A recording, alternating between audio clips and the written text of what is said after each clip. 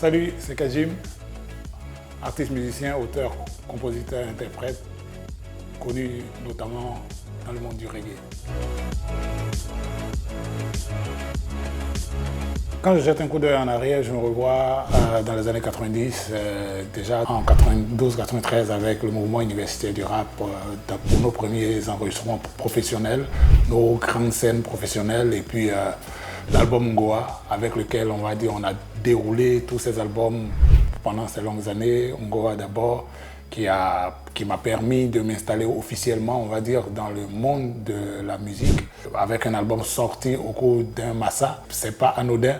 Et puis ensuite, Revelation Time, La Voix du Ciel, ça nous a permis d'écumer presque toutes les scènes nationales avant d'aller à l'international. Avec Revelation Time déjà, La Voix du Ciel, Positif, Qui a intérêt et autres.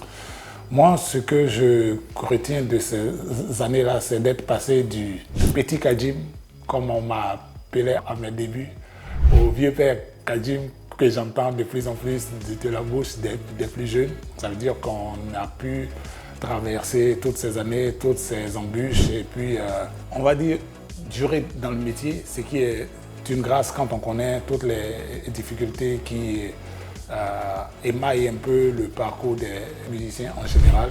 Mais je suis quelqu'un de fondamentalement béni parce que ça fait 30 ans que je suis dans ce métier, 30 ans que j'ai l'accompagnement de mes fans, 30 ans que j'ai la validation du public. Donc, satisfait de chaque jour faire un pas en avant.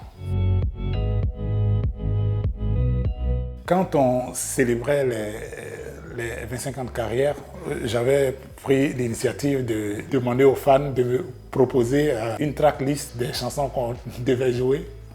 Et il y en a qui m'ont dit que comme c'était les 25 ans de carrière, il fallait faire 25 chansons. Donc vous imaginez un peu ce que je peux recevoir comme idée pour composer un peu la tracklist, le conducteur de ce qu'on doit faire pour les 30 ans de carrière. Il y en a qui disent c'est 30 chansons, il y en a qui disent qu'il faut que le show dure au moins 3 heures. Mais bon, dans tous les cas, tous ceux qui viendront pour cet événement-là peuvent être sûrs qu'ils retourneront à la maison satisfaits. Rock Africa, c'est le dernier album en date. C'est une sorte d'album synthèse. C'est l'album de mes 30 ans de carrière. Donc c'est un album qui fait un peu le tour des choses. À la base, c'est un album qui devait raconter l'histoire de nos musiques parties d'Afrique vers les Amériques. Donc on retrouve les rythmes traditionnels de chez nous, que ce soit le goli, le ziglibiti et autres. Et on transite par les îles là-bas aux Antilles avec un soupçon de compas, de zouk. On arrive à la Jamaïque avec du raga reggae et on finit aux États-Unis avec du rap, de la drill et autres. Donc c'est un album un peu totalisant parce qu'il essaie d'englober tous les rythmes qui sont nés de nos rythmes traditionnels. Et c'est un album aussi qui est dans l'air du temps parce que de ce qu'on a pu constater, il nous a permis de rafraîchir, de rajeunir vraiment notre fanbase. On a beaucoup de jeunes qui aiment cet album, on a beaucoup d'enfants même qui aiment cet album. Et donc, moi, c'est quelque chose qui me ravit parce qu'à la base, l'objectif en le faisant, c'était de toucher le plus de gens possible et je suis très flatté de l'accueil qu'il a reçu.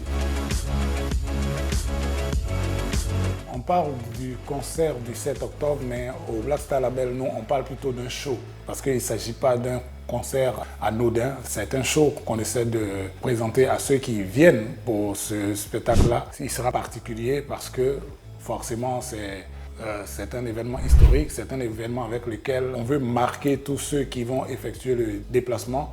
Et ce sera forcément spécial parce que c'est un événement qui va permettre de rassembler toute ma famille artistique. N'oublions pas que c'est certes mes 30 ans de carrière, mais c'est aussi les 50 ans du hip-hop, un mouvement où je me touche. Et donc, on va essayer ce jour-là de présenter en un peu plus de 2 heures un show qui va et rappeler des souvenirs, mais aussi permettre aux gens de se projeter, de vivre un vrai moment de musique. Parce qu'il est important que les gens se rendent compte qu'on a voyagé avec la musique pendant des années et qu'il est important de temps en temps de revenir sur ce parcours-là.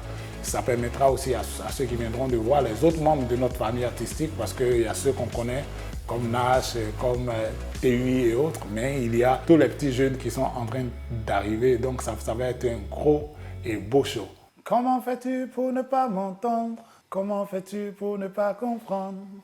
Comment fais-tu pour ne pas m'entendre? Comment fais-tu pour ne pas comprendre? Yami sait que je viens du paradis pour transformer la terre en paradis.